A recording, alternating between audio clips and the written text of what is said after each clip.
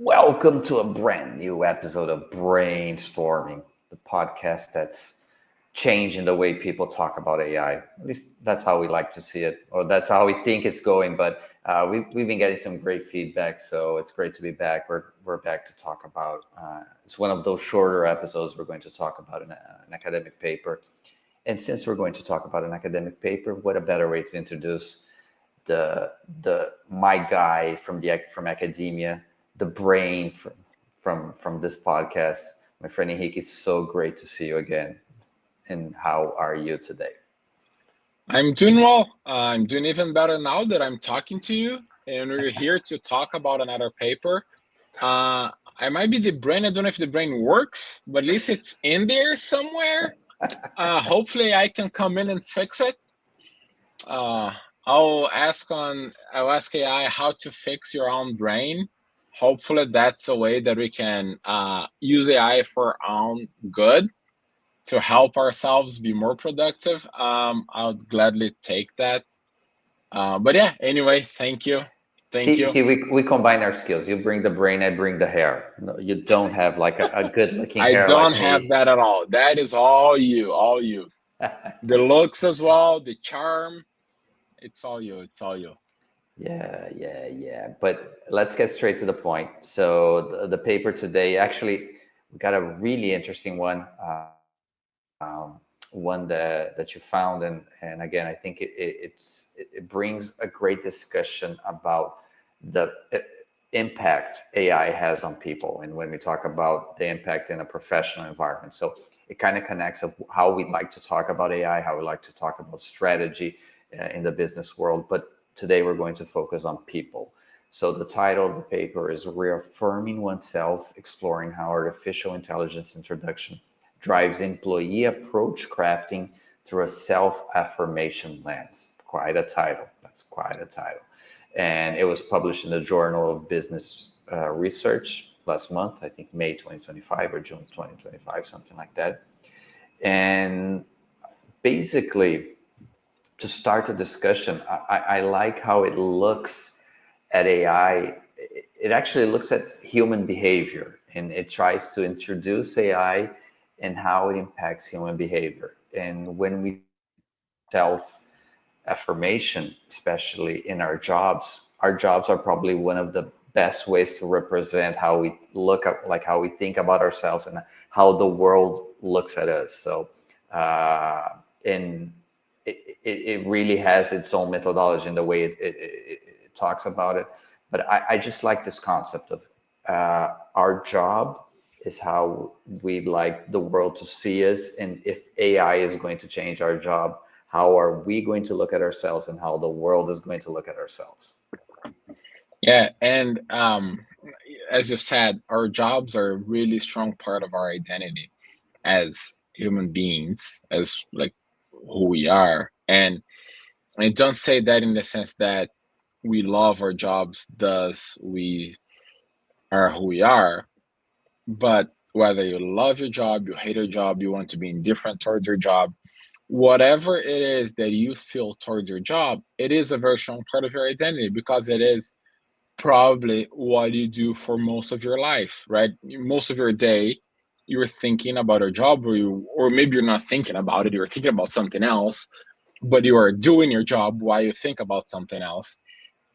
And so anyway, I like the fact that this paper takes a theory that is a very established theory in organizational behavior, so in how employees behave in organizations, the self-affirmation theory, so the fact that you want to keep a positive self-image, right? You want to see yourself in a good lens, and even if you have, say, a negative attitude towards your job, maybe that is because it helps you feel better about, I don't know, your skills, your capacity, or your morals. If you think your job is a company that doesn't do things the right way, right? So whichever it is, the attitude that whichever attitude you have towards your job helps you keep a positive self-image of yourself, or one that you agree with. And so that is a thing, that is a core theory, right, in organizational behavior. And then they look at how AI can challenge that, can affect that. So, right, when you're adopting AI in a company, how do employees feel regarding themselves once they get in contact with AI? They have the first connection. And I like what they do, and not trying to jump ahead too much, but how they look into both employees that already have a high meaningful work. So they derive a lot of meaning from their work. Their work means a lot to them. And employees that have a low meaningful work. So for whichever reason, maybe they just don't connect with their company. They don't like the work they do. It doesn't mean anything. It's just a job, but they have a low meaningful work. And how could AI affect those guys? So I thought it was very interesting that they were also looking at the meaningfulness of work on top of the self-affirmation theory and the self-image. And now, and I think we should jump straight into it because it actually challenged how I looked to the impact of AI on people in their jobs in their work environment. Because what the study found is that depending on the level of how meaningful a job is for you, you will react in a way, thinking about your self-image, how you will react to AI. So if your job is meaningful for you, you will react to AI in a positive way. And if your job is not meaningful to you, you will react in a negative way, in a way. And I thought that job security would be more important than a job being meaningful. I really thought that way, but at least this study found that how meaningful a job is, it really has a greater impact on how people react to AI. So if we go back to the basics and look at how it works in the real world, trying to apply the paper in the real world, it really gets to the point of, hey, I have whatever. I am a content generator, or I am a software developer. AI will affect my job. I could lose my job, or I have to change the way I I do my work. So, for example, if I'm a software developer now, I have to learn, I don't know, prompt engineering. I have to learn how to talk because to an IDE, because it's just a better way. It's a more productive way. How would that impact me? In the way the study, it prioritizes how, at least the results of the study, how people prioritize uh, their self of how meaningful that is. So if I love being a software developer, if I think I'm changing the world, if I think I'm bringing value to my company, even that AI could put my job at risk, I'm looking at it in a positive way. Exactly, exactly. And the one thing that I was surprised with that paper was, and one thing that we have to talk is they look at that context in China, and that there's nothing wrong with that. It's just it means it's a geographically specific. It could translate to other countries, and it could not. We don't know. That's always a challenge in a paper. You can never run a study across the world. Will always be in a specific setting, most likely just one country, maybe two or three, usually one, right? So it's just we always have to keep in mind that the cultural traits, the geographical, the social, political, socioeconomical situations, conditions affect it. But anyway, that's all to say. One thing that surprised me was I would think that people with high meaningful work would feel perhaps threatened by AI because they would think that they cannot lose that meaning. They cannot let AI take it away from them. But they actually found that there was no effect for high meaningfulness. So people that had a high meaningful work, they did not see AI as a threat. It was a non-existent effect for them. And then when you were low in meaningfulness, then you would feel that threat.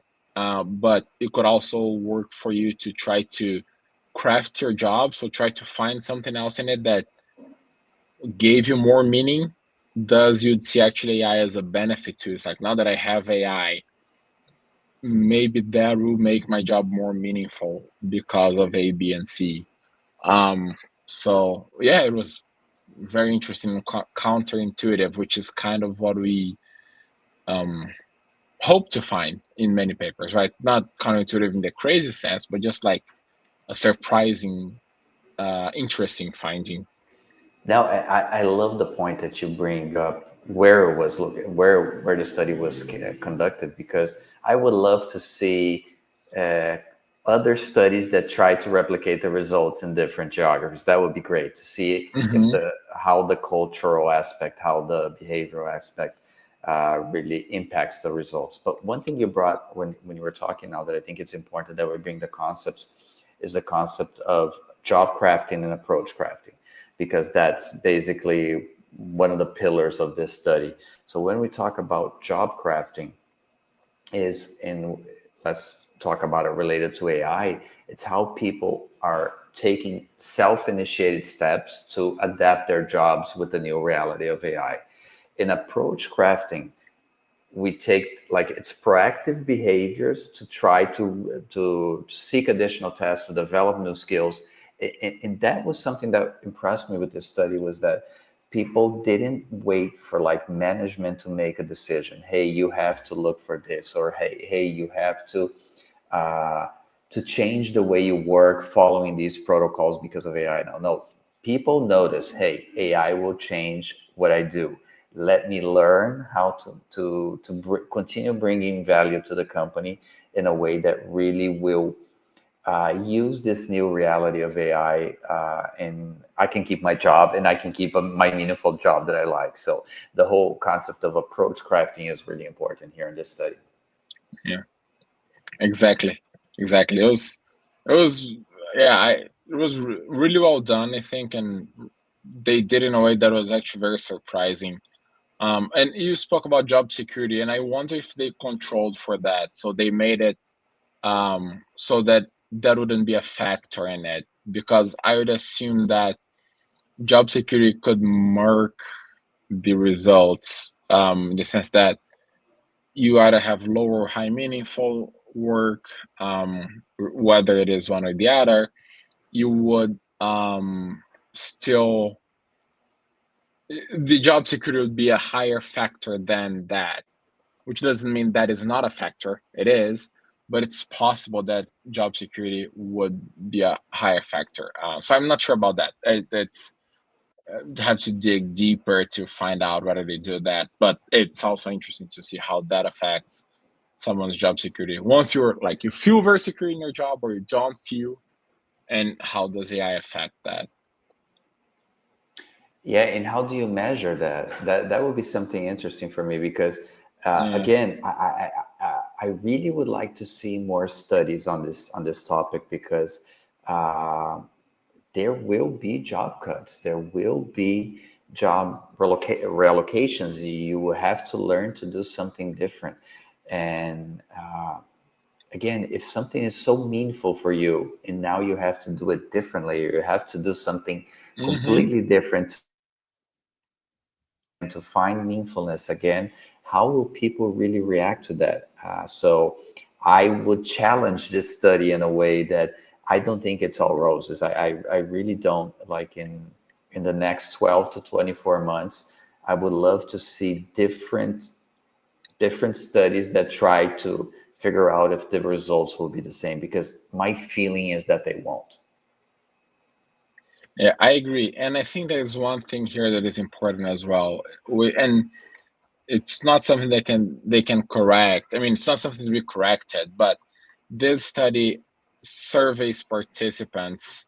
So they have actually three different studies, but they're mostly looking at after the event happened. So after they had contact with AI, how did they react? But I wonder if once you do it before and then after, so in the before the employees had time to process that and develop an opinion about it, it's kind of like an spur of the moment thing. Is that immediate reaction actually positive, or is it more negative? And I think it could be more negative. It could feel more of a threat in the moment, but then afterwards you haven't lost your job, so you're like, yeah, I didn't feel like my job was threatened. But that was like a year after. I don't know. I'm just saying example. So it's interesting. But they also do an experimental study, which is one of the closest ways to get there, which is you have participants in a lab or in some sort of like room, and then you give them a vignette and they kind of play the role, right? It's not perfect because obviously it's not a real situation, but it helps them understand how people would react in the moment. But I agree with you on your challenge to the paper. I would side with Eric. Always side with Eric.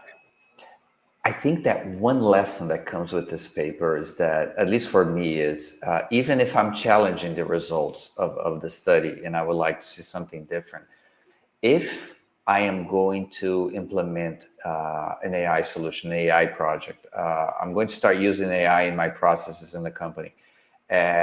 Try to put together something that measures how meaningful an activity is for your professionals, and try to map and measure how it will go like during the project. So if you have to change what someone is doing, try to measure how meaningful it. Try to talk to them and try to get them to give you, as I don't know, a product manager or as a project manager, their feedback and how they feel about their job today, for them to understand that it will change with AI, and how you both can work together so you can have a satisfied employee, a satisfied professional in your team when the new activity, the new scope, the new project, whatever they're doing, like try to consider the human element in it. That is something really important. That's something that I really got from this study. Yeah, that is true. That is true. It's not because you're introducing AI to a company that you don't need the humans anymore. As we've been saying, week after week after week. Yep, that is really, really, really important. So that was cool. That was a cool study. We're going to keep it short today, short and sweet. Don't forget about getting access to your free AI blueprint. So we have the link in the episode description. Basically, it's a big, probably 10 to 15 to 20-minute assessment, but it's really detailed, and it's important that it is that way, because the goal with that is to collect your current needs and current situation, current scenario in your company, and to give you a customized free AI blueprint for you to start to implement AI in your company in a way that really will meet those needs. So it's there, it's free, no strings attached. And it's something that we want to build a community. We want to understand how companies are implementing AI, and we want to follow these companies along the way to see if we can help them and help the community build a better world with AI solutions. Exactly. You said it way too beautifully. I have nothing else to add. Please do that. We are trying to do that and trying to help everyone get more familiarized with AI, have a better time by when adopting AI into your companies, and understanding how AI is affecting companies in real settings, right? Not the papers. Try to understand that as much as possible, and we're trying to do that here, real time. So yes, please do that, and subscribe to the channel and like the videos and put your comments. Yeah, whatever. down here. So, Yeah, hit the like so button. yes, hit the like button. It really helps us reach more people and try to build a bigger community. Yep. And try to understand what people want to listen about. Again, our whole goal here is not to talk about the latest news, not to talk about tools, is to talk about strategy and talk how people and companies can implement AI successfully.